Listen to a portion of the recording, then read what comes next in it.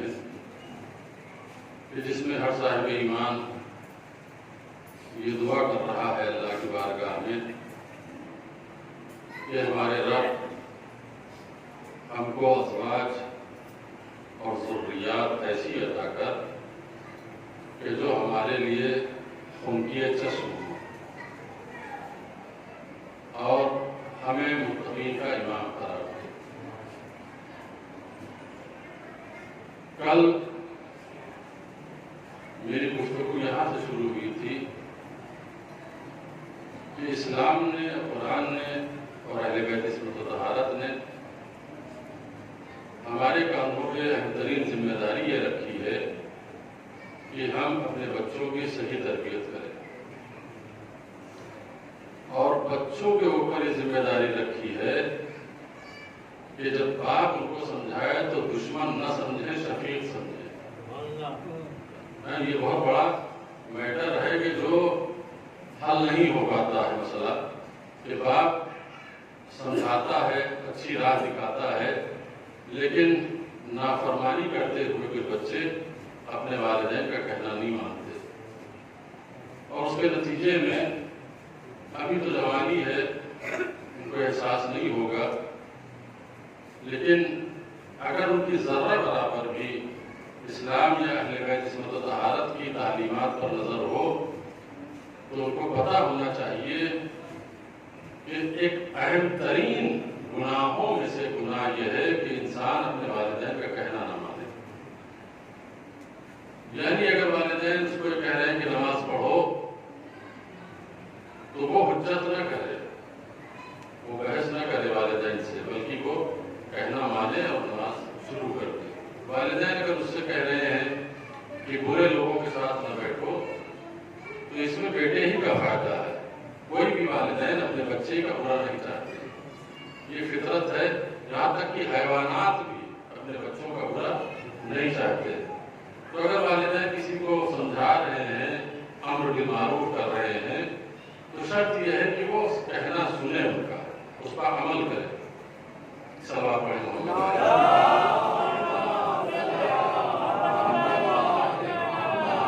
اچھا، سمجھانے کی حد کیا ہے؟ امیر المومنین علیہ السلام سے کسی نے کہا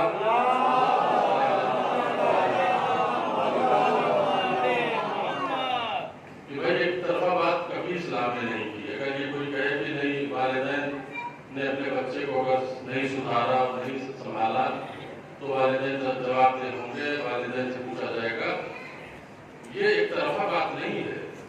اس کا دوسرا پہلو یہ ہے کہ نہیں، یہ بھی دیکھو کہ بچے نے کس قدر اپنے والدین کی بات کو ایکسپٹ کیا، قبول کیا یا نہیں کیا۔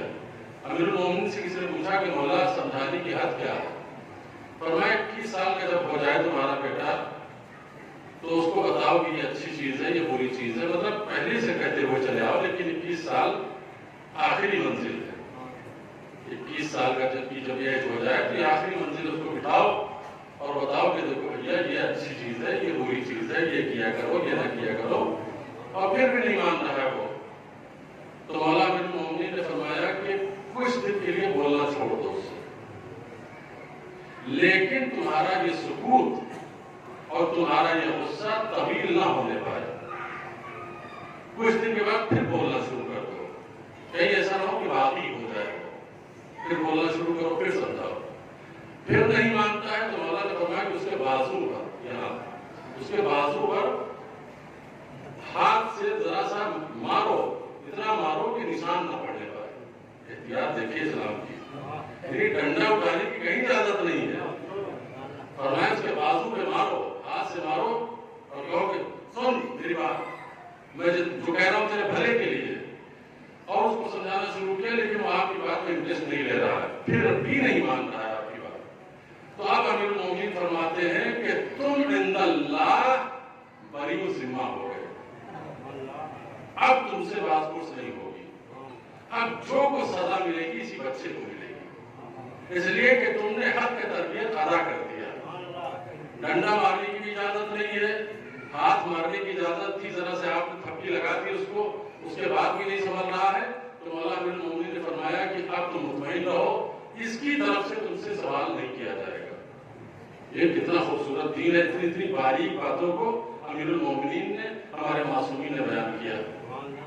تو تربیت کے سلسلے میں اگر والدین کو سمجھاتے ہیں اپنے بچے کو تو اس کو برا نہیں ماننا چاہیے، اور خاص کر کے اولاد لائق اولاد وہی ہوتی ہے کہ کم از کم کچھ نہ کر سکے تو اپنے باپ کے ماں کے مرنے کے بعد 2 رکعت نماز وحشت تو پڑھ سکے۔ اگر والدین کے مرنے کے بعد اس کو توقع کر رہا ہے کہ پورا گاؤں نماز پڑھے، لیکن یہ لاٹ صاحب گھر میں بیٹھے رہیں گے، یہ اپنے ابا کی نماز نہیں پڑھیں گے۔ اچھا، اگر کوئی ہم سے کہے کہ ہمارے ابا مر گئے ہیں، نماز وحشت پڑھا دیجئے، تو ہمارا فریضہ بھی پڑھا دیں، ہم پڑھائیں گے، بھائی ہماری ذمہ داری ہے، لیکن ایک صورت میں ہم نہیں پڑھائیں گے۔ کب؟ جب بیٹا گھر سے بیٹھ کے پیغام بھیج کے مسجد میں مجھ سے کہے کہ مولانا سے اس کے کہنا کہ نماز پڑھتے ہیں ہمارے ابا کی، تو میں اس سے کہوں گا میں نہ تمہارا نوکر ہوں نہ تمہارے ابا کا نوکر ہوں، اس لیے کہ تمہیں جو اس کے اصلی وارث ہو اس کی فکر نہیں ہے کہ اپنے باپ کو عذاب سے نکالو، تو وہاں گھر سے بیٹھ کے عالم دین سے کہہ رہے ہو کہ نماز پڑھا دو۔ ایسے واقعات ہمارے سامنے پیش آئے ہیں کہ ابا مر گئے ہیں، بیٹا کہلوا رہا ہے کہ آپ نماز وحشت پڑھ دیجیے، میں نے نہیں پڑھائی نماز وحشت۔ کیوں پڑھاؤں بھائی؟ میں کرایہ تھوڑی لے رہا ہوں آپ سے، آپ آئیے مسجد میں، آپ کا چہرہ دیکھوں گا، بلا شک آپ کے کہے بغیر میں کھڑا ہو جاؤں گا نماز پڑھنے کے لیے، لیکن آپ وہاں گھر پہ بیٹھ کر اپنے ابا کی نماز وحشت کی توقع ہم سے کیجیے، تو ہم سے کیا کسی عالم سے کرنا خلاف انصاف ہے۔ ایک سلوات پڑھیں محمد علیہ۔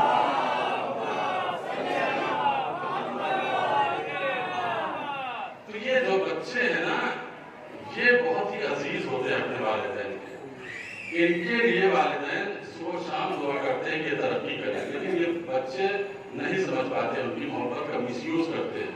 وہ نماز کا حکم دیتے ہیں تو جانتے سمجھتے ہیں کہ ارے یہ تو اپنے لیے ایسی بڑبڑایا کیا کرتے ہیں، وہ تعلیم کے لیے حکم دیتے ہیں تو یہ سمجھتے ہیں کہ اس میں کوئی فائدہ نہیں، حالانکہ والدین کبھی بھی کسی کا برا نہیں چاہتے۔ آپ یہاں سے گفتگو کا نیا انداز شروع ہو رہا ہے کہ دیکھیے والدین کتنی محبت کرتے ہیں اپنے بچوں سے۔ آپ صحیفہ سجادیہ اٹھائیے، اس میں امام سید ساجدین علیہ السلام کی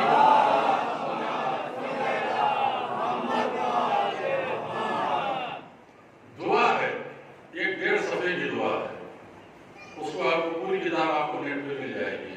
دعا برائے اولاد امام سید سجاد لکھ کے آپ ڈالیے، پوری دعا آپ کے سامنے آ جائے گی۔ اس میں کچھ پوائنٹ کہ امام نے اپنے بچوں کے لیے کیا دعا کی ہے، اس پر غور کیجیے، 2-3 جملے، اور یہی ہمارے لیے بھی حجت ہے کہ ہم کس طریقے سے اپنے بچوں کے لیے دعا کریں۔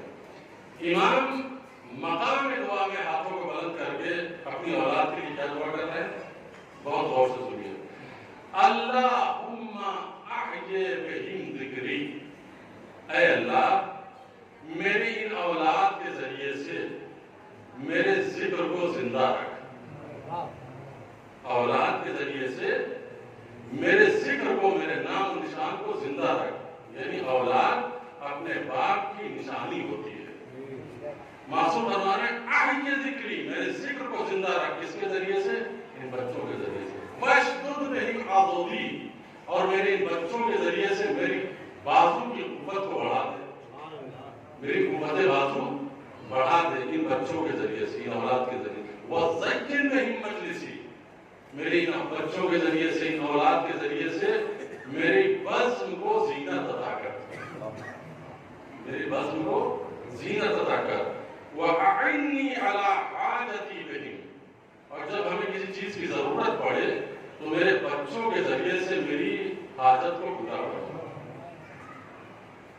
تو آپ یہ کون کہہ سکتا ہے کہ صاحب غیر اللہ سے مانگنا منع ہے؟ بیٹے سے امام کہہ رہے کہ یا اللہ ان کے ذریعے سے میری حاجت پوری کر۔ تو اللہ جو مدد کرتا ہے وہ ڈائریکٹ آ کے نہیں کرتا ہے، یا بیٹوں کے ذریعے سے کراتا ہے، یا علماء کے ذریعے سے کراتا ہے، یا حاکم کے ذریعے سے کراتا ہے، یا کسی چاہنے والے کے ذریعے سے کراتا ہے۔ توکل کا مفہوم کوئی ہرگز یہ نہ سمجھے کہ توکل کا مطلب یہ ہے کہ اللہ کے بندوں سے مدد مانگنا حرام ہو گیا، یہ ہرگز ایسا نہیں ہے۔ توکل کا مفہوم ایک چھوٹی سی مثال کے ذریعے میں آپ کو سمجھا دوں۔ اسکول میں بہت سارے ورکر ہیں جو کام کر رہے ہیں. وہاں پہ ایک ورکر میرے پاس آتا ہے اور آ کے کہتا ہے کہ بھیا خرچے کے لیے کوئی پیسہ دے دیجیے. ڈائریکٹ مجھ سے آ کے کہہ رہا ہے تو میں اس کو ڈائریکٹ دے سکتا ہوں. یہ ایک طریقہ. دوسرا طریقہ یہ ہو سکتا ہے کہ میں اس سے کہوں گا کہ دیکھو آفس میں جو بیٹھا ہے اس کے پاس جاؤ, وہ تمہاری مدد کر دے گا. تو وہ چاہے آفس والے سے ڈائریکٹ مانگے چاہے مجھ سے مانگے. بھائی یہی ہے معاملہ توکل کا کہ اللہ سے مانگو گے ڈائریکٹ تو بھی جائز ہے, اللہ کے منتخب کیے ہوئے حلال مشکلات سے مانگو گے تو بھی بات یہی ہے کہ گویا اللہ سے مانگ رہے ہو. علی سے مانگنے کا مطلب یہ ہے کہ ہم نے اللہ سے مانگا. حسین سے مانگنے کا مطلب یہ ہے کہ ہم نے اللہ سے مانگا. کیوں؟ اس لیے کہ یہ سب اللہ کے منتخب کیے ہوئے ہیں, اللہ کے چنے ہوئے بندے ہیں. اللہ نے حکم دیا کہ ان کو وسیلہ بناؤ. تو اگر اہل بیت عصمت و طہارت سے کوئی مانگ رہا ہے تو یہ شرک نہیں ہے. وہابیوں نے غلط قرآن سمجھا ہے کہ جو قرآن کی آیت کی رٹ لگاتے ہیں کہ دیکھو قرآن نے منع کیا ہے. بڑی شاطرانہ انداز سے قرآن کی آیت پڑھتے, سن لیجیے آپ بھی. وہ آپ کے سامنے قرآن کی آیت پڑھے گا, کہتا ہے کہ ہم اس لیے اللہ کے سوا کسی سے نہیں مانگتے کہ اللہ منع کر رہا ہے. آپ پوچھئے کہ کہاں منع کر رہا ہے؟ قرآن میں. اور جھٹ سے قرآن کی آیت پڑھے گا. قرآن کی آیت کیا ہے؟ فَلَا تَدْعُوا مَعَ اللَّهِ أَحَدًا, اللہ کے ساتھ کسی کو نہ پکارو.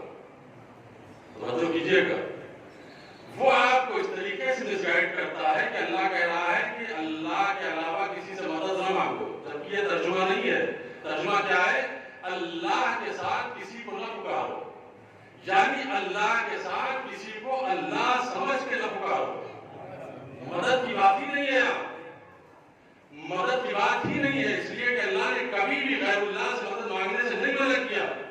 اسی قرآن میں جناب موسیٰ کا تذکرہ قرآن کر رہا ہے تو ایک موسیٰ کے چاہنے والے کی مدد کا تذکرہ کر رہا ہے. فَاسْتَغَاثَهُ الَّذِي عَلَى الَّذِي عَدُوِّهِ, موسیٰ کے چاہنے والے نے فَاسْتَغَاثَهُ الَّذِي مِنْ شِيعَتِهِ عَلَى الَّذِي مِنْ عَدُوِّهِ, موسیٰ کا جو چاہنے والا تھا اس نے موسیٰ سے فریاد کی مدد مانگی. موسیٰ کے دشمن کے خلاف جو مقابل میں تھا اس کے مقابل میں موسیٰ سے مدد مانگی. تو موسیٰ نے نہیں کہا کہ بھائی غیر اللہ سے کیوں مدد مانگ رہا ہے. فاستغاثہ, استغاثے کو کہتے ہیں فریاد کرنا. فریاد کی بات کرتا, اے موسیٰ میں فریاد کر رہا ہوں, میری مدد کیجیے. تو غیر اللہ سے مدد مانگنا یہ توکل کے خلاف نہیں. اللہ نے جن کو منتخب کیا ہے ان سے ڈائریکٹ بھی مانگ سکتے ہیں, ان کے وسیلے سے بھی مانگ سکتے ہیں. ایک صلوات پڑھیں محمد علیہ وسلم.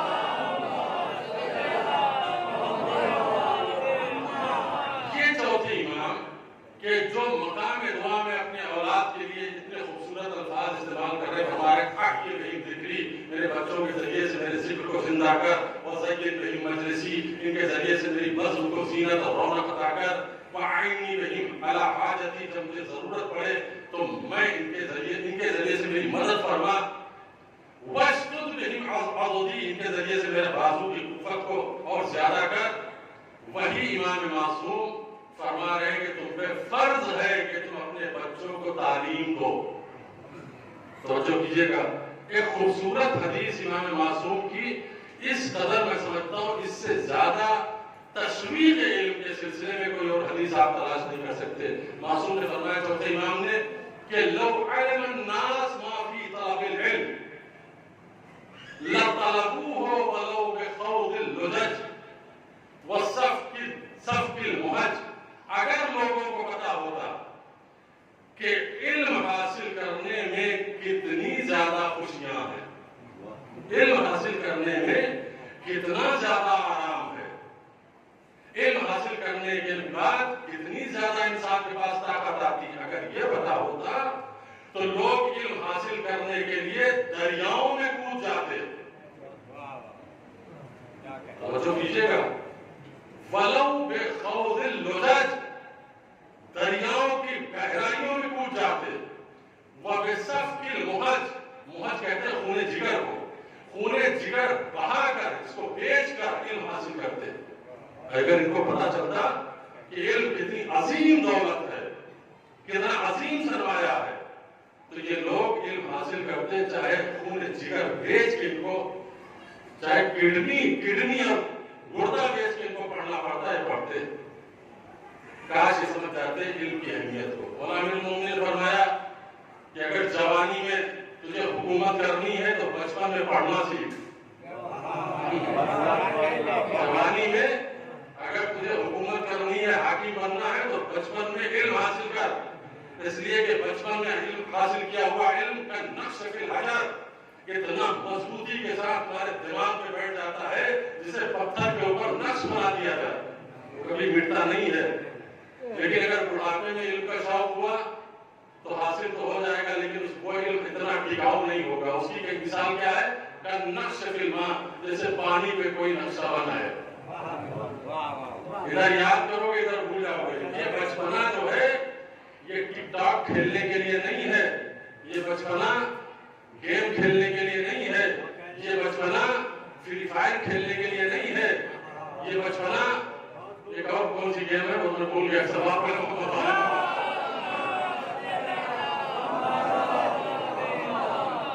یہ بچپن ہے علم کی دولت سے مالا مال ہونے کا.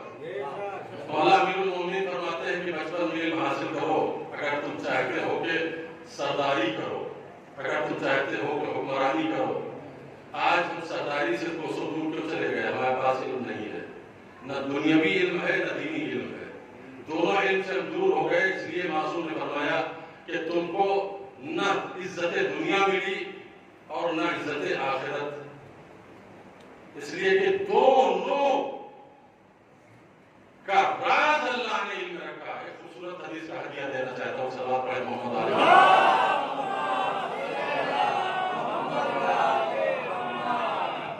حضور سرور کائنات فرما رہے ہیں خیر الدنیا والآخرہ. توجہ کیجئے لفظ پر، خیر الدنیا والآخرہ مع العلم وشر الدنیا والآخرہ مع الجہل. یعنی دنیا اور آخرت کی تمام خوبیاں علم کے ساتھ ہیں. دنیا اور آخرت کی تمام خوبیاں وابستہ ہیں علم سے، اور دنیا اور آخرت کی تمام برائیاں وابستہ ہیں جہالت سے. جہاں علم نہیں ہوگا وہاں شر، وہاں برائی، اور جہاں علم ہوگا وہاں خیر. دنیا کا بھی خیر، آخرت کا بھی خیر. یہ رسول اللہ کی حدیث. چھٹے امام مصعب ناطق امام جعفر صادق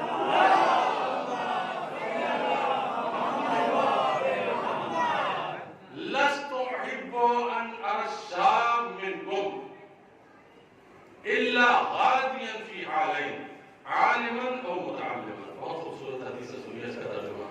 فرماتے ہیں کہ میں یہ پسند کرتا ہوں کہ میرا چاہنے والا جو جوان ہے، شاب کا لفظ آیا، جو جوان ہے اس کو میں صرف اور صرف دو حالتوں میں دیکھنا چاہتا ہوں، باقی کسی حالت میں نہیں دیکھنا چاہتا ہوں. ما ارشاب منکم غادیا الا فی حالین. میں اپنے جوان کو صرف دو حالتوں میں دیکھنا چاہتا ہوں، عالما او متعلما. یا پڑھا رہا ہو یا پڑھ رہا ہو. میری قوم کا جوان مجھے امام ماننے والا یا پڑھ رہا ہو، عالم ہو، یا پڑھا رہا ہو، متعلم ہو، علم حاصل کر رہا ہو یا علم کسی کو دے رہا ہو. اگر دونوں باتیں نہیں ہیں تو کتنا خطرناک وجود ہو جائے گا. پھر حدیث کا سہارا لیتا ہوں. پیغمبر گزر رہے ہیں ایک جگہ سے صحابیوں کے ساتھ، سامنے سے خوبصورت جوان رانا حسین خوبصورت پیغمبر کی نظروں کے سامنے آیا. اتنا خوبصورت تھا کہ روایت میں فکر ہے کہ پیغمبر کے بڑھتے ہوئے قدم رک گئے. حضور سرور کائنات نے فرمایا ما اجمل هذا الشاب. یہ جوان کتنا خوبصورت ہے، یہ جوان کتنا خوبصورت ہے، اس کو بلا کے لاؤ میرے پاس. لوگ ایسا ہمیں بلا کے لائے، یعنی رسول اللہ تمہیں بلا رہے ہیں. آیا پیغمبر کے پاس. جیسے پیغمبر کے سامنے کھڑا ہوا تو پیغمبر کا پہلا سوال، میرے جوانوں میرے بچوں، اس حدیث کو ہمیشہ یاد رکھیے گا. پیغمبر نے اس سے صرف پہلا سوال یہ کیا کہ حل لک علم، کیا تو پڑھا لکھا ہے، تیرے پاس کچھ علم ہے؟ اس نے جواب دیا لا، نہیں یا رسول اللہ میں پڑھا لکھا نہیں ہوں. تو پیغمبر نے دوسرا سوال کیا، اللہ کا حرفہ، کوئی ہنر ہے، علم نہیں جانتا، کوئی سیکھا ہے، گھر بنا لیتا ہے، کوئی کام کر لیتا ہے جس کے ذریعے سے امرار معاش تیری زندگی کا خرچہ چل سکے؟ اس کا جواب تھا اللہ، یا رسول اللہ یہ بھی نہیں آتا۔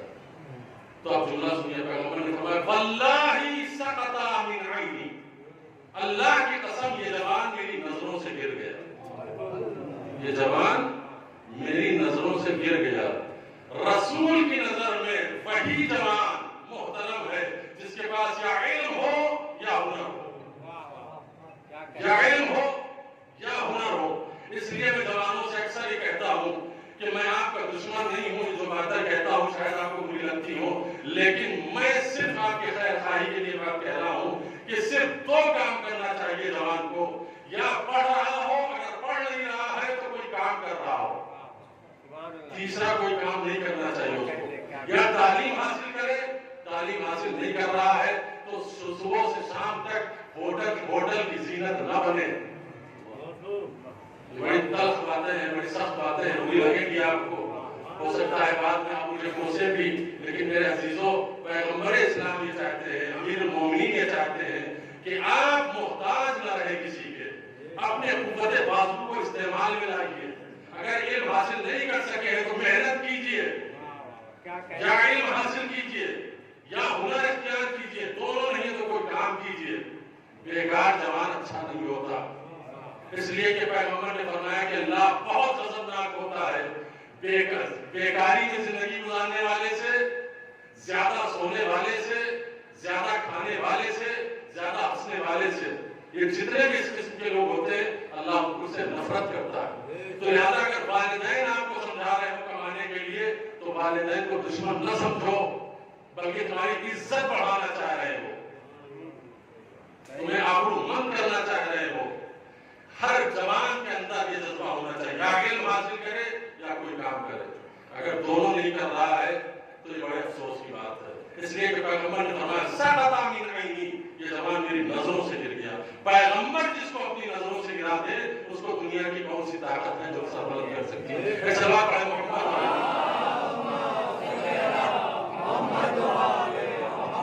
علم کے سلسلے میں کیا فرمایا؟ خیر الدنیا والآخرہ مع العلم، خیر دنیا و آخرت علم کے ساتھ، شر الدنیا والآخرہ مع الجہل، دنیا و آخرت کی برائی جہالت کے ساتھ۔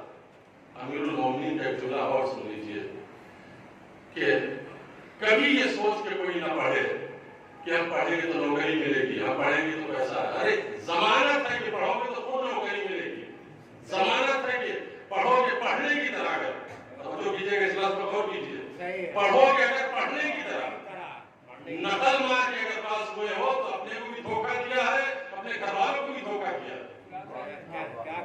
نقل والی ڈگری کہیں کام نہیں آئے گی، دھوکے سے اگر نوکری مل بھی گئی تو 4 مہینے کے بعد دھکے مار کے نکال دیے جاؤ گے۔ محنت کی طرح کر کے اگر پڑھنے کی طرح پڑھا ہے تو پیغمبر فرماتے ہیں من طلب العلم تکفل اللہ برزقہ، جس نے تعلیم حاصل کی ہے جو حق کے تعلیم تھا تو اللہ اس کے رزق کا ضامن ہو جاتا ہے۔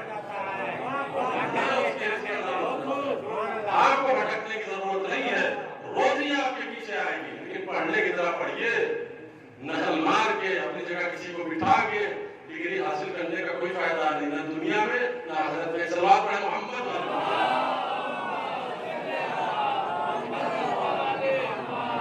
افسوس یہ ہے کہ معیار تعلیم اتنا گر گیا ہے کہ آج کی تعلیم کی ایسے ہی ہو گئی ہے کہ نقل کر کے انسان پاس ہونے کی کوشش کر رہا ہے کہ نقل کر کے پاس ہو جائیں گے اور کوئی نوکری مل جائے گی۔ نہیں، اگر ایسا کیا ہے تو کچھ بھی نہیں ملنے والا ہے۔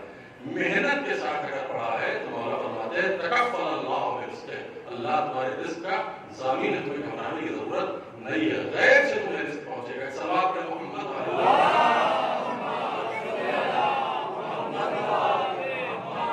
علم دنیاوی ہو یا اخروی، یہ دونوں علم ایک بیماری اپنے ساتھ رکھتے ہیں۔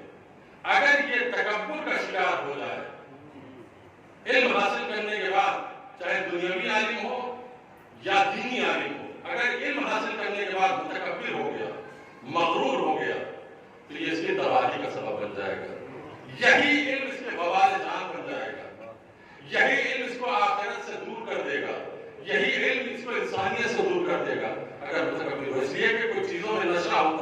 جو معصوم نے فرمایا مال میں نشہ ہوتا ہے، جیسے شراب میں نشہ ہوتا ہے نا، فرمایا ویسے مال میں نشہ ہوتا ہے، اقتدار میں نشہ ہوتا ہے، نیند میں نشہ ہوتا ہے، اور علم میں بھی نشہ ہوتا ہے۔ علم کا نشہ سب سے زیادہ خطرناک ہوتا ہے کہ جب شہرت ذرا سے مل جائے اور انسان اکڑ جائے کہ اس سے بڑا کوئی عالم نہیں ہے، شہرت ذرا سے مل جائے اور انسان اکڑ جائے کہ اس سے بڑا ڈاکٹر کوئی نہیں ہے، اس سے بڑا انجینئر کوئی نہیں ہے، یہ وہ خطرناک مرحلہ ہے کہ جو انسان کو کھینچ کر جہنم کی طرف لے جاتی ہے اور اہل بیت سے دور کر دیتی ہے۔ آپ دیکھیے تاریخ اٹھا کے دیکھیے کتنے ایسے فقیہ تھے جو کربلا میں امام حسین علیہ السلام کے خلاف قلم اٹھا کے فتویٰ دے رہے تھے، عالم تھے۔ جاہلوں نے جو امام حسین کا مقابلہ کیا ان کی بات تو چھوڑیے، شورائے قاضی کوئی جاہل نہیں تھا، عالم تھا، قاضی تھا، چیف جسٹس تھا دولت اسلامی کا، اس نے فتویٰ دیا تھا کہ حسین نے حکومت اسلامی کے خلاف قیام کیا ہے، لہذا نعوذ باللہ کا قتل واجب ہو جاتا ہے۔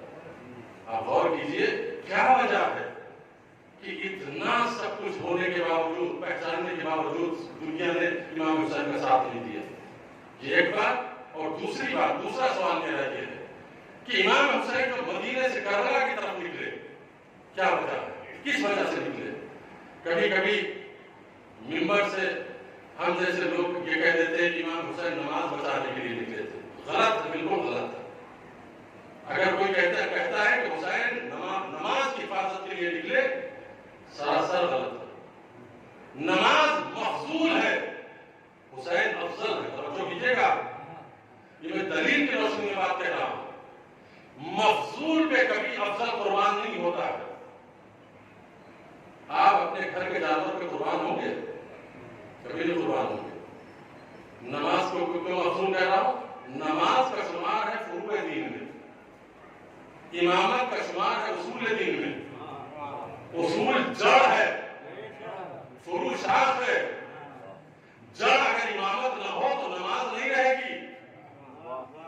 تو یہ جڑ اپنے کو قربان کر دے گی شاخ کے لیے، یہ کیسے ہو سکتا ہے؟ تو پھر یہ جملہ اگر کسی نے کہہ دیا یا کہا جاتا ہے تو غلط ہے۔ حسین نماز کے لیے قربانی نہیں دی، اپنی جان نہیں قربان کی، حسین بہت عظیم ہے، پھر کس لیے گئے؟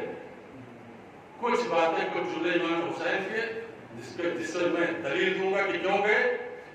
کچھ ایک جملہ ہے ہمارے 11ویں امام حسن عسکری علیہ السلام،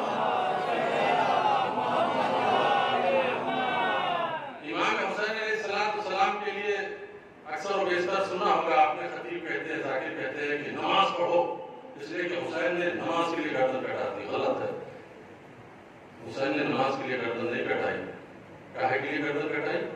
آئیے کل جو زیارت پڑھیں گے آپ اسی کا ایک ٹکڑا پڑھنا چاہتا ہوں۔ یہ زیارت ہمارے 11ویں امام کی ہے، جس کو زیارت اربعین کہتے ہیں۔ اس میں جواب موجود ہے۔ جواب کیا ہے؟ فرماتے ہیں بدلا محجتہ فیک لیستنقذ عبادک من الجہالہ وحیرت الضلالہ۔ اے اللہ، میرے جد حسین نے اپنے خون جگر کو تیری راہ میں قربان کیا، یعنی قربانی دی، یعنی شہید ہوئے۔ میرے جد تیری راہ میں قربان ہوئے، شہید ہوئے، اس وجہ سے شہید ہوئے۔ اب علت بتا رہے ہیں 11ویں امام، میرے ساتھ ہے کہ نہیں ہے؟ آپ ایک سوال پڑھ دوں۔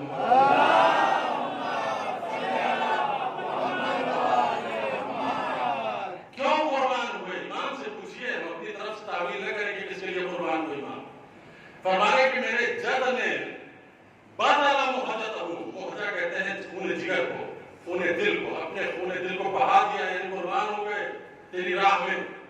کیوں؟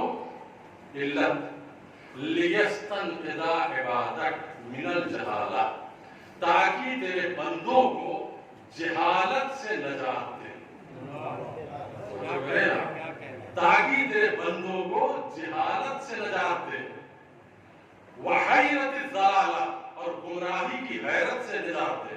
دو مقصد بیان کی امام نے کہ میرے جد نے قربانی دی اللہ کی راہ میں۔ ایک مقصد یہ تھا کہ اللہ کے بندوں کو جہالت سے نجات دے، دوسرا کیا تھا؟ حیرت ضلالت، یعنی گمراہی کی حیرت سے بچائیں۔ یہ جہالت کیا ہے؟ کہ جسے امام حسین بچانا چاہ رہے تھے، یعنی امام حسین چاہ رہے تھے کہ سب ڈگری ہولڈر ہو جائیں؟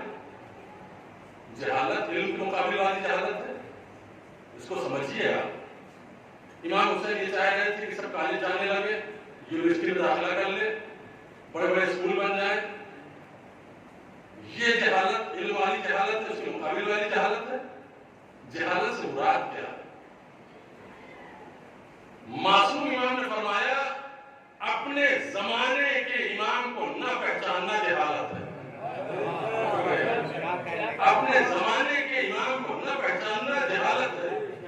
امام فرما رہے ہیں کہ میرے جد نے شہادت اس لیے دی کہ دنیا میں کوئی ایسا نہ رہے جو اپنے زمانے کے امام سے غافل رہے، اپنے زمانے کے امام کو پہچانے، اپنے زمانے کے امام کی معرفت رکھے، یہ ایک بات۔ اور دوسرا، کوئی ایسا باقی نہ رہے جو گمراہ رہے، گمراہی میں زندگی نہ گزارے۔ تو حسین بن علی کا مقصد کیا تھا؟ جہالت سے نکالنا، یعنی کوئی بھی انسان اللہ کے نمائندے سے جاہل نہ رہے، اللہ کے نمائندے سے غافل نہ رہے۔ آج ہم پوچھتے ہیں مسلمانوں سے کہ آپ یہ بتائیے کہ آج اس وقت مسلمانوں کا رہنما کون ہے جو معصوم من اللہ ہے؟ کتنے مسلمان جن کو پتہ ہی نہیں ہے؟ کوئی ایک غیب میں ہے رسول کے نسل سے تعلق رکھنے والا جو آئے گا اس دنیا کو عدل و انصاف سے پور کر دے گا، یہ خبر ہی نہیں ہے۔ جو پڑھے لکھے لوگ ہیں وہ جانتے ہیں کہ ایک امام معصوم ہے جس کا نام ہے امام مہدی علیہ السلام۔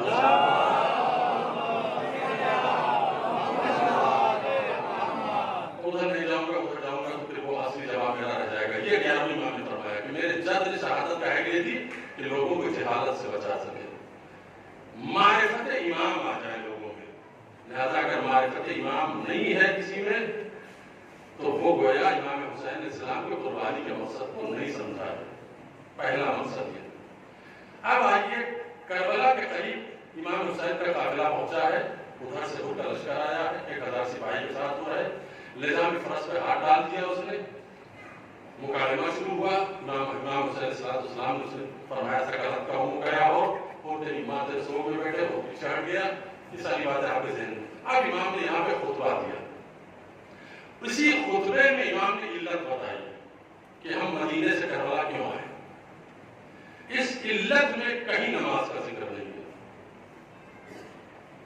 امام نے جو نکلنے کا اپنا راز بتایا ہے وہ راز سنیے، اور جواب اسی میں پوشیدہ ہے کہ امام کیوں آئے کربلا۔ جب اس نے کہا کہ اے فرزند رسول ہم آئے ہیں کہ آپ کو گھیر کر لے چلے کوفے کی طرف، تو امام نے فرمایا میں کوفے نہیں جاؤں گا، اور اس کے بعد ٹھہرو میں خطبہ دینا چاہتا ہوں، بیٹھو تم، سب کو بٹھایا، اور اس کے بعد فرمایا الحمدللہ رب العالمین فاما ان هؤلاء قد لزموا طاعت الشیطان۔ ایک لفظ پر غور کیجیے گا، یہ جملے امام معصوم کے جس میں علت بیان کی جا رہی ہے کہ میں کربلا کیوں آیا ہوں۔ الا ان هؤلاء قد لزموا طاعت الشیطان وتركوا طاعت الرحمن واظهروا الفساد وعطلوا الحدود واستعطروا بالفيء واحلوا الحرام وحلوا حرام الله وحرموا حلاله۔ 4-5 علتیں بیان کی۔ کہا میں اپنے مدینے کو چھوڑ کر یہاں اس لیے آیا کہ یہ جتنے بھی کوفی اور شامی لوگ ہیں ان سبوں نے شیطان کی پیروی کر لی ہے۔ ان سبوں نے شیطان کی پیروی کر لی ہے۔ لزموا طاعت الشیطان، یہ پہلی خطر، پہلی وجہ جو میں آیا۔ دوسری کیا ہے؟ وَتَرَكُوا طَاعَةَ الرَّحْمَنِ، ان کوفیوں نے اور شامیوں نے مسلمانوں نے اللہ کی اطاعت کو چھوڑ دیا۔ تو مقصد بیان کیے نہیں امام نے کہ طاعت شیطان ختم ہو، اللہ کی اطاعت قیامت تک جاری ہو۔ یہ ہے میرا مقصد مدینے سے آنے کا کہ اللہ کی اطاعت کی جائے، یعنی توحید بچانے آیا۔ ایک لفظ میں اگر آپ کو میں کہوں تو یہ امام بتا رہے ہیں کہ میں توحید کی بقا کے لیے آیا ہوں۔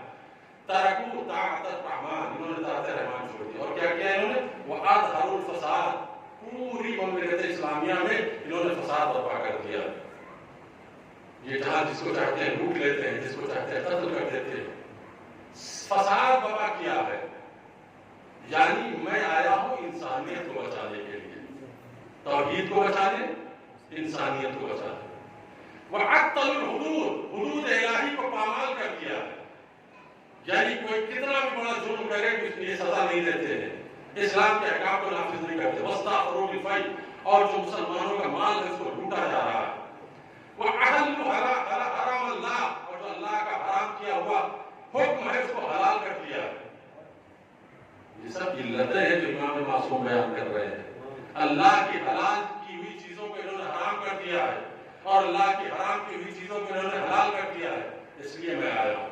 اور اس کے بعد فرمایا کہ اور تم لوگوں نے خط لکھ کر مجھے بلایا، اب میں آ گیا ہوں تو میری بیعت کرو، اگر میری بیعت کرو گے تو فائدہ بھی میں بتا دیتا ہوں، میری بیعت کرو گے تو مجھے اپنے ساتھ پاؤ گے، میرے خاندان کو اپنے خاندان کے ساتھ پاؤ گے۔ اس جملے کا کیا مطلب ہے کہ مجھے اپنے ساتھ پاؤ گے، میرے خاندان کو اپنے خاندان کے ساتھ پاؤ گے، اس کا کیا مطلب ہے؟ اس کا مطلب یہ ہے کہ میں جب تمہارا حاکم بنوں گا تو بادشاہ کی طرح تم پہ حکومت نہیں کروں گا، ایک رفیق کی طرح، ایک شفیق کی طرح تمہارے شانہ بشانہ رہوں گا، نہ میرا کوئی دربار ہوگا، نہ میرا کوئی نگہبان ہوگا، نہ میرا کوئی وزیر ہوگا، جب تم کوئی فریاد لے کر آؤ گے ڈائریکٹ مجھ سے مل سکتے ہو، میں تمہارے ساتھ رہوں گا، میرے اہل بیت تمہارے ساتھ، اہل بیت کے ساتھ رہیں گے، میری حکومت ویسی ہوگی جیسے میرے بابا کی تھی، 5 سال میں نہ کوئی دربار تھا، نہ کوئی وزیر تھا، نہ کوئی نگہبان تھا۔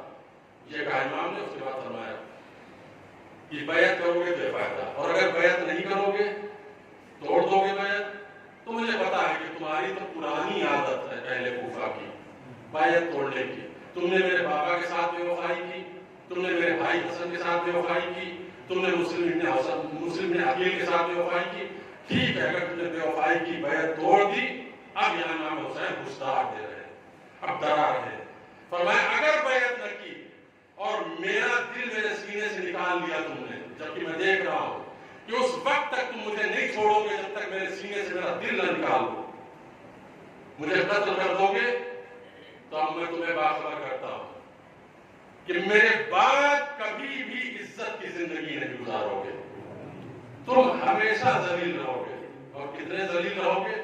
اتنے ذلیل رہو گے کہ ایک لفظ استعمال کیا امام معصوم نے، فرمایا کہ خواتین لطہ استعمال کرتی ہیں نجاست کے لیے، اس سے زیادہ تم ذلیل ہو جاؤ گے۔ ایک سوال پڑھ محمد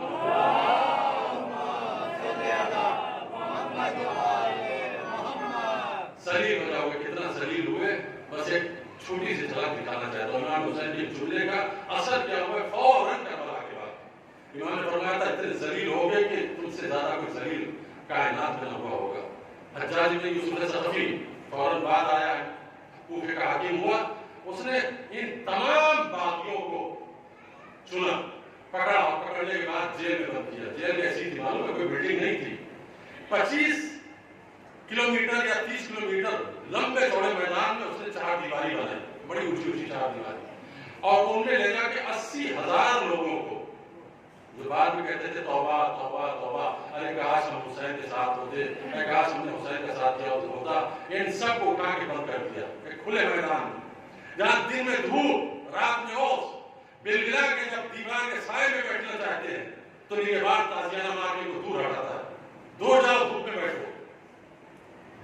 ذلت امام نے کہا فرمایا تو میرے بعد ذلیل ہو جاؤ گے۔ 80,000 کے لیے کھلے ہوئے میدان آسمان کے نیچے کو بٹھایا گیا، ہمیں چیخیں نکل گئی کہ کوئی مجھے بچائے، کوئی مجھے چھڑائے۔ حجاج نے یوسف ثقفی ایک دن آیا معائنہ کرنے کے لیے، چل کے دیکھو زندان میں کیا حال ہے۔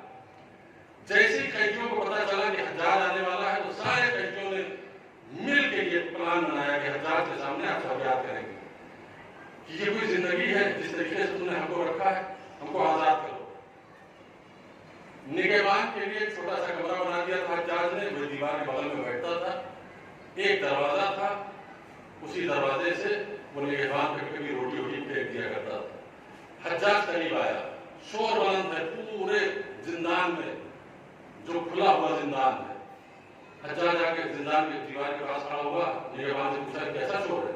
کہا حضور یہ بہت پریشان ہو گئے ہیں، عذاب میں مبتلا ہے، دھوپ کی شدت، اوس کی ٹھنڈک سے بے چین ہے، یہ نجات چاہتے ہیں، آپ سے بات کرنا چاہتے ہیں۔ کہا دروازہ کھولو۔ دروازہ کھلا، حجاج دروازے پہ کھڑا ہوا، کہا کیا کہنا چاہتے ہو؟ سب نے کہا ہم کو آزاد کرو۔ ہم یہاں پہ ہماری زندگی موت کے قریب آ گئی ہے، ہم پہ بڑا ظلم ہو رہا ہے. تو حجاج نے کیا جواب دیا معلوم ہے؟ قرآن کی ایک آیت اس نے پڑھی کہ جب محشر میں جہنمی شور مچائیں گے نا تو وہاں پر داروغہ جو جہنم کا ہوگا یہی آیت پڑھے گا جو حجاج نے پڑھی. انہوں نے شور مچانا شروع کیا تو حجاج نے کہا اخسؤ ولا تتکلموا. اخسا کہتے ہیں جب آپ کتے کو بھگاتے ہیں تو کیا کہتے ہیں؟ دھت، یہ جو کہتے ہیں نا اس کو عربی میں کہتے ہیں اخسا. جب یہ فریاد کر رہے تھے کہ حجاج ہمیں بچا لے تو حجاج کہہ رہا تھا، کتے والی زبان استعمال کر رہا تھا، خب چپ، خاموش ہو جاؤ، لا تتکلموا، اس سے بات نہ کرنا. حسین نے کیا کہا تھا؟ میرا ساتھ نہیں ہوگے تو کیوں ذلیل ہوگے. ظالم کہہ رہا ہے کتے ہو تم خاموش رہو. جو جہنمیوں کے لیے بولا جائے گا وہ ان کے لیے بولا جا رہا. اسی لیے سید الشہداء کو پہچانیے. زیارت ناحیہ میں امام زمانہ کا جملہ ہے،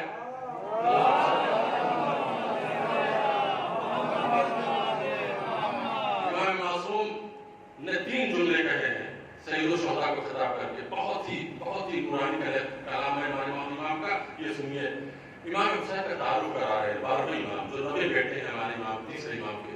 وہ کہہ رہے ہیں کہ کنتا للرسول ولدا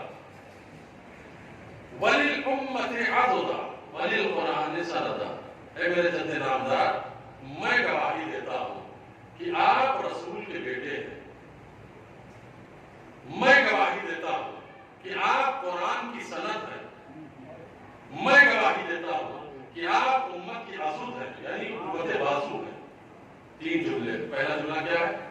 کنتا للرسول ولدا، اے حسین میرے جد آپ رسول کے بیٹے ہیں. یہ بیٹا جب لفظ استعمال کیا جاتا تھا نا تو بنی امیہ بنی عباس دل ملا جاتے تھے کہ ان کو کوئی بیٹا نہ کہے رسول اللہ کا. اس لیے اعتراض کرتے تھے کہ تم آپ کیسے اپنے آپ کو بیٹا کہتے ہیں. بنی عباس کو خاص کر کے بڑی چڑ تھی.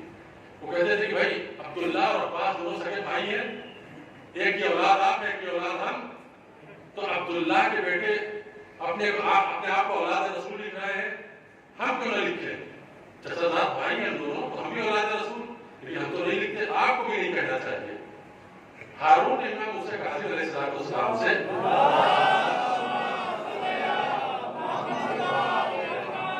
کہا کہ آپ کو ولد رسول، فرزند رسول نہیں کہنا چاہیے، ابن رسول نہیں ہے نا. اس لیے کہ ہم ایک ہی خاندان سے تعلق رکھتے ہیں، بنی ہاشم آپ بھی ہیں، بنی ہاشم بھی ہیں. ہم تو نہیں کہتے، آپ کو کہتے ہیں فرزند رسول. اور پھر آپ شہزادی فاطمہ الزہرا کی نسل سے آئے ہیں. ماں کے ذریعے سے نسل نہیں چلتی ہے تو ماں کے ذریعے سے آپ سید کیسے ہو سکتے ہیں؟ اور یقیناً مسئلہ بھی یہی ہے کہ اگر کسی کا باپ غیر سید ہے اور ماں سید ہے، سیدانی ہے، تو اس کی اولاد سید نہیں لکھ سکتی ہے اپنے آپ کو. وہ خمس بھی نہیں لے سکتی ہے، وہ سید ہی نہیں لکھ سکتی ہے اپنے آپ کو. اس کی اولاد جو بعد میں آئے گی وہ بھی سید نہیں ہوگی. تو وہ یہ اعتراض کر رہا ہے. تو امام معصوم نے فرمایا کہ یہ بتاؤ قرآن پڑھا ہے تم نے؟ ہاں قرآن بالکل پڑھا ہے، تمہیں معلوم ہے، حفظ ہے، تصور ہے. امام نے جناب عیسیٰ کا تذکرہ کیا. فرمایا یہ آیت پڑھی تم نے من ذریت عیسیٰ. اللہ کہہ رہا ہے کہ الیاس، داؤد، سلیمان، فلاں فلاں فلاں، اور عیسیٰ ذریت ابراہیم، یعنی نسل ابراہیم میں جناب عیسیٰ کو کہہ رہا قرآن، اولاد ابراہیم ہے عیسیٰ. تو امام نے فرمایا کہ یہ بتاؤ عیسیٰ کا باپ کون ہے؟ فرزند رسول کیسا سوال کر رہے ہیں، عیسیٰ کا کون باپ تھا؟ تو کہا پھر یہ کس کی طرف سے ابراہیم کے بیٹے ہو گئے؟ کہا ماں کی طرف سے. کہا بڑے افسوس کی بات ہے، عیسیٰ ماں کی طرف سے فرزند ابراہیم ہو سکتے ہیں تو کیا میں اپنی ماں فاطمہ الزہرا کی طرف سے فرزند رسول نہیں ہو سکتا؟ یہ دلیل امام معصوم نے دی. یہ آیا ہے ہارون رشید روضہ رسول پر اور آگے کہتا ہے السلام علیکم یا ابن عم، اے چچا کے بیٹے، رسول اللہ کو خطاب کر کے، اے چچا کے بیٹے آپ کو میرا سلام. پیچھے امام موسیٰ کاظم کھڑے، جلدی سے آئے، جالی پکڑی. اس وقت جالی تو تھی نہیں، کب پہ پہنچے اور کب پہ ہاتھ رکھ کے معصوم نے فرمایا، اس نے کہا تھا یا ابن عم، اے چچا کے بیٹے میں آپ کو میرا سلام. ساتھوں امام نے فرمایا السلام علیکم یا ابا، اے بابا آپ کو میرا سلام، اے میرے پدر بزرگوار میرا آپ کو سلام. یہ بہت کسی آپ بچوں لیا کیا ہے، میں تو اپنے چچا کا بیٹا کہہ رہا ہوں، یہ باپ کہہ رہے. یہ بہت ساری دشمنیاں اس کی بنیاد میں تھی جس کی وجہ سے اس نے قید میں امام معصوم کو رکھا اور وہاں سے شہادت واقع ہوئی. ایک دو بات اور امام موسیٰ کاظم کی آ گئی ہے تو سنتے چلیے. آج آخری مجلس ہے 40 امام باڑے کی, لہٰذا 2-4 منٹ زیادہ ہو جائے تو مجھے معاف کیجیے کہ سب آپ محمد علیہ محمد.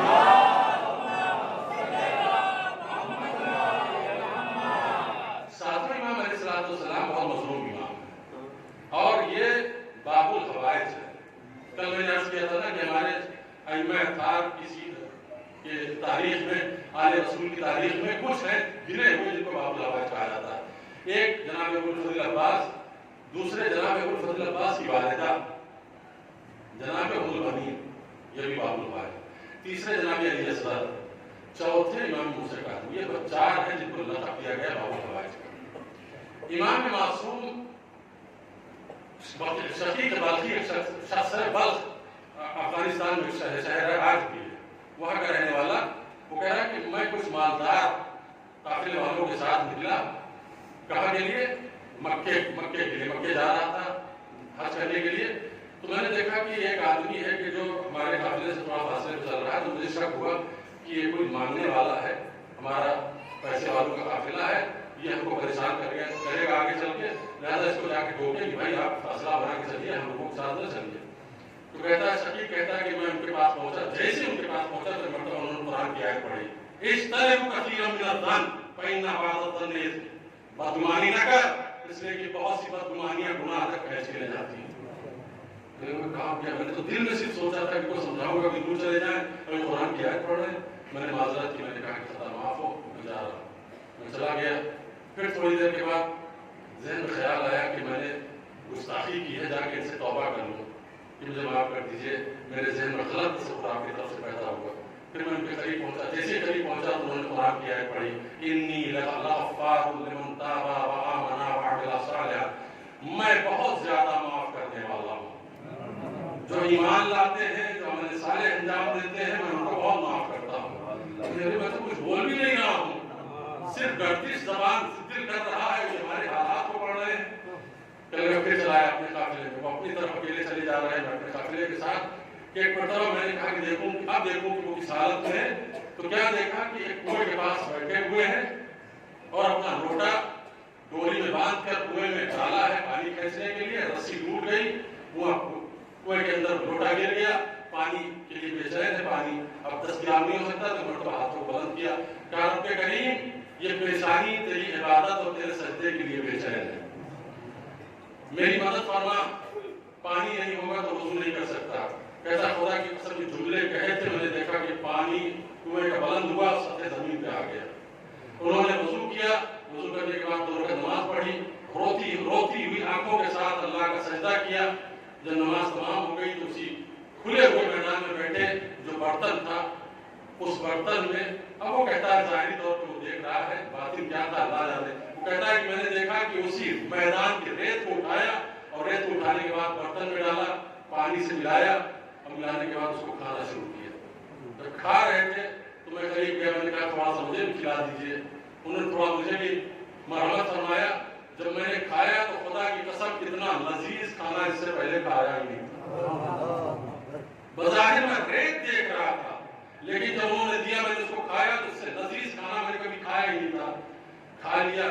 ابھی فکر ستا رہی کہ کون بزرگوار ہیں جو اتنے کریم ہیں, اتنے اللہ والے ہیں کہ ہمارے دل کے حالات کو پڑھ لیتے ہیں. یا ریت اٹھاتے ہیں تو لذیذ کھانے میں تبدیل ہو جاتا ہے, یہ دعا کرتے ہیں تو کنویں کا پانی بلند ہو جاتا ہے. قافلہ گزر گیا, وہ اپنی طرف چلے گئے, میں اپنی طرف.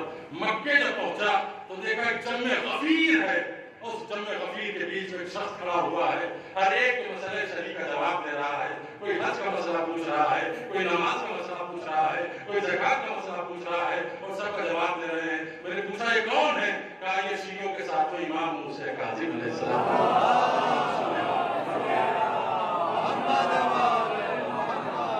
یہ 7واں امام ہے. اب ایک دعا کا فقرہ ہم کا سنا کر اب میں آگے بڑھنا چاہتا ہوں. یہ 7واں امام ایک دعا, ایک سطر کی دعا ہے جو صبح و شام مانگا کرتے. تو کیا ہے؟ اللہم لا تخرجنی من التقصیر, اے پروردگار مجھے تقصیر سے باہر نہ نکالنا. تفصیل سے باہر نکالنے کا مطلب، تفصیل سے باہر نکالنے کا مطلب یہ ہے کہ کبھی کبھی ہم چھوٹا سا عمل کرتے ہیں نا تو ہم اپنے اندر بہت سی بوجھ کا شکار ہو جاتے ہیں کہ بہت بڑا ہم نے کام کر دیا.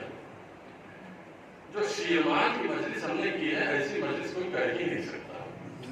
یہ جو 15,000 کا خطیب ہم نے دلی سے بلایا ہے، بھنولی میں آج تک کسی نے نہیں بلایا. یہ کیا ہے؟ یہ عجب ہے. یعنی اپنے آپ کو بہتر سمجھنا. معصوم فرماتے اے اللہ مجھے تقصیر سے باہر نہ نکالنا، یعنی بڑے سے بڑا نیک عمل کروں یہی سمجھتا رہوں کہ کچھ بھی نہیں کیا. لا تخرجنی من التقصیر، اے اللہ مجھے تقصیر سے باہر نہ نکالنا. یہ ہر ایک کی دعا ہونی چاہیے. ہم بہت جلدی مغرور ہو جاتے ہیں، شیطان ہمارے پیچھے لگا ہوا ہے، ذرا سا بھی کوئی نیک کام کرتے ہیں اور مغرور ہو جاتے ہیں. کسی سے اگر بیان بھی نہ کیا تو خود ہی دل میں خوش ہونے لگتے ہیں. یہ گناہ ہے، ہمارے اعمال کو ختم کر دیتا ہے. معصوم فرماتے ہیں کہ تقصیر سے ہم کو باہر نہ نکالنا. ہمیشہ ہم حقیر سمجھتے ہیں اپنے آپ کو، اپنے عمل کو، اپنی مجلس کو، اپنے تبرک کو، اپنے ماتم کو، اپنے جو نیکیاں ہیں سب کو کم سمجھیں گے تو اللہ کی بارگاہ میں قبول ہوگا. سوال پڑھیں محمد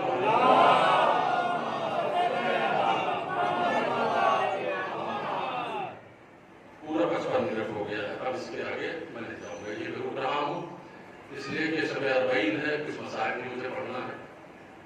اور اربعین کے لیے تصور ہی شرط ہے. آپ کے رونے کے لیے صرف تصور کیجئے کہ اربعین کس کا اربعین، کن مظلوموں کا اربعین، کن بے کسوں کا اربعین، کن شہید بے کفن کا اربعین. ہم جو چیلنج کرتے ہیں اپنے بزرگوں کا یا اپنے مرحومین کا تو ایک وقت میں ایک چیلنج ہوتا ہے اور گریہ کر لیتے ہیں. آج جو اربعین کے لیے بیٹھے ہیں آپ، ایک کا اربعین تھوڑی ہے، 72 کا اربعین ہے. حسین کا اربعین، علی اکبر کا چہلم، قاسم کا چہلم، عباس کا چہلم، اور محمد کا چہلم، علی اصغر کا چہلم. ان 72 کو پرسا دیجئے، اس لیے کہ ان کو کربلا میں پیاسا مارا گیا. ان 72 کا پرسا دیجئے اس لیے کہ امام حسین فرماتے ہیں کہ مجھے کربلا میں رولا رولا کے مارا گیا. انا قتیل العبرہ، مجھے کربلا میں رولا رولا کے مارا گیا ہے. یہ کتنی بے کسی کا جملہ ہے. اہل حضرت، میں اپنی مجبوری بتا رہا ہوں، میں اپنی کمزوری بتا رہا ہوں کہ میں بہت زیادہ طویل مصائب نہیں پڑھ پاتا ہوں، اس لیے کہ مجھ سے پڑھا ہی نہیں جاتا. بہت زیادہ طویل مصائب نہیں پڑھ پاتا ہوں، یہ میری کمی ہے، میری کمزوری ہے. لہذا بہت زیادہ طویل نہیں پڑھوں گا، 2-4 باتیں پڑھوں گا کہ مصاب ہو جائیں آپ اور ہم کو بھی ثواب مل جائے، آپ کو بھی ثواب مل جائے. اربعین کا تذکرہ کرنے کے لیے صرف تمہید کے طور پہ اتنا کہوں گا آپ سے کہ جو لوگ اربعین میں کربلا گئے ہیں وہ دیکھ کے آئے ہیں کہ کیا وہاں پر عجیب کیفیت، عجیب سما ہوتا ہے کربلا کے راستے میں. معذور لوگ گرے پڑتے ہیں زائرین کی خدمت کے لیے. ایک پیر کٹا ہوا ہے پھر بھی زیارت کے کرنے والوں کی خدمت کرنا چاہ رہا ہے. ہاتھ کٹا ہوا ہے لیکن زائرین کی خدمت کرنا چاہ رہا ہے. چھوٹی چھوٹی بچیاں ہاتھوں میں شربت لیے ہوئے زائرین کی خدمت کرنے کے لیے آگے بڑھ رہی ہیں. جب آپ دیکھیں گے تو بلا بے ساختہ آپ کے ذہن میں تصور پیدا ہوگا کہ ہو سکتا ہے کہ یہ جو معذورین ہیں جن کے ہاتھ سلامت نہیں ہے، ہو سکتا ہے ان میں سے کوئی ابوالفضل عباس بھی ہو. یہ جو بچیاں کھڑی ہوئی ہیں شربت پلا رہی ہیں، ہو سکتا ہے ان میں سے کوئی حسین کی بیٹی سکینہ بھی ہو، اپنے بابا کے زائرین کی خدمت کرنے کے لیے آئی ہو. آج کربلا میں سبھی جمع ہو گئے ہیں. کربلا میں رسول بھی موجود ہے، علی بھی کربلا میں ہے، فاطمہ بھی کربلا میں ہے، حسن مصطفیٰ بھی کربلا میں. ہاں یہ کیسے ہو سکتا ہے کہ سب کربلا میں ہو اور چاہنے والی بہن کربلا میں ہے؟ زینب بھی کربلا میں، زینب بھی کربلا میں ہے. اہل اللہ ماتم ہو رہا ہے اس لیے کہ اربعین قیامت ہو گئی ہے. یہ اربعین سید الشہداء کے مظلوموں کی بے کسوں کی اربعین کرنے کے لیے بہن آئی ہے اور کس انداز سے آئی ہے، سب کچھ لٹا کے آئی ہے. ایک بھتیجی تھی زندان شام میں، اس کو دفن کر کے آئی ہے. पहले अदा एक जुमला सुन लीजिए और उसी के इर्द गिर्द कुछ चंद कलिमात मेरे सुन लीजिए। यही मसाइब का माल है और यही मसाइब का इख्तिताम है। आप बारहा सुनते हैं कि सैयद सज्जाद से जब किसी ने पूछा कि मौला सबसे ज्यादा मुसीबत कहाँ पड़ी, इमाम सैयद सज्जाद ने क्या फरमाया था? यही तो फरमाया था ना, अश्शाम अश्शाम अश्शाम। न कूफे का तस्करा न करबला का तस्करा, शाम का जिक्र किया। आखिर कौन सी मुसीबत है जिसकी वजह से शाम का जिक्र किया इमाम मासूम ने? एक आलिम दीन है, ईरान के बहुत मशहूर खतीब है, मैंने उनकी ज़बानी सुना, मैंने किसी किताब में नहीं पढ़ा। दयानतदारी के साथ मैं बता दे रहा हूँ कि कहाँ से बात मैं आप तक पहुँचा रहा हूँ। आलिम दीन ईरान के, उन्होंने बताया कि राज क्या है जो सैयद सज्जाद ने फरमाया, अश्शाम अश्शाम अश्शाम। जब मैंने सुना तो मैं तन्हाई में रो रहा था कि वाकईन चाहने वाला शिया जब आज सुनेगा तो वो रोएगा, सैयद सज्जाद कैसे न रोए होंगे। क्या वजह है? वजह बयान कर रहे हैं वो। कह रहे काफिला जब अहले हरम का शाम पहुंचा था, पहली सफर को शाम पहुंचा, और 27 मुहर्रम से शाम में क्या एहतमाम हो रहा था पता है? वो फरमाते हैं कि कुछ लोग कैंची लेकर, कुछ लोग मेहंदियां लेकर, कुछ लोग इत्र लेकर ये रोड पर, सड़कों पर और गलियों में घूमने लगे। तो इनसे पूछा जाने लगा कि तुम कैंचियां लेकर क्यों घूम रहे हो?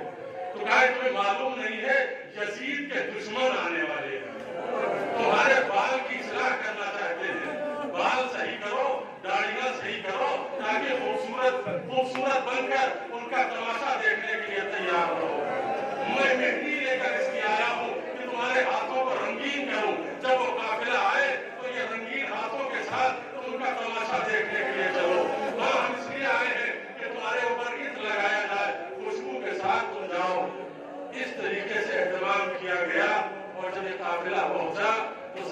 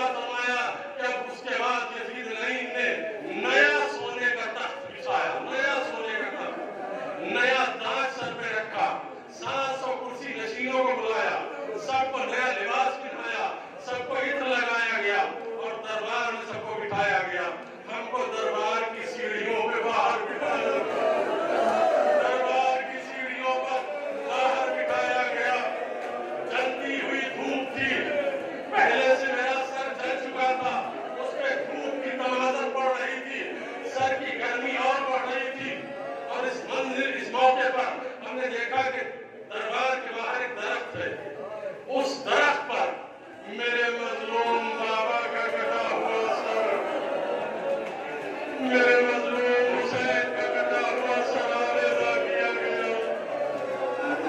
हम सब, हमारी बुढ़िया, हमारी बहनें, सब बेरदा, बेसर, बेरदा, बेचादर। ये मंजर मैंने देखा कि दरख्त से बाप के कटे हुए सर को लटकाया गया है। वो मंजर क्या था सुनेंगे। इमाम सैयद सज्जाद फरमाते हैं कि मेरे बाबा की आंखें खुली थी, मेरे बाबा सबको देख रहे थे। निगाहें गिरा कर मुझे देखा, उम्मे रबा को देखा, उम्मे लैला को देखा, अली अकबर के सर को देखा, अब्बास के कटे हुए सर को देखा। सैयद सज्जाद कहते हैं जुमला सुनना है आजाद, बस यही इख्तिताम मसाइब है। फरमाते खुली हुई आंखों से सबको देखा, लेकिन जब मेरे बाबा की नजर अब मेरी फूफी ज़ैनब के खुले सर पे पड़ी,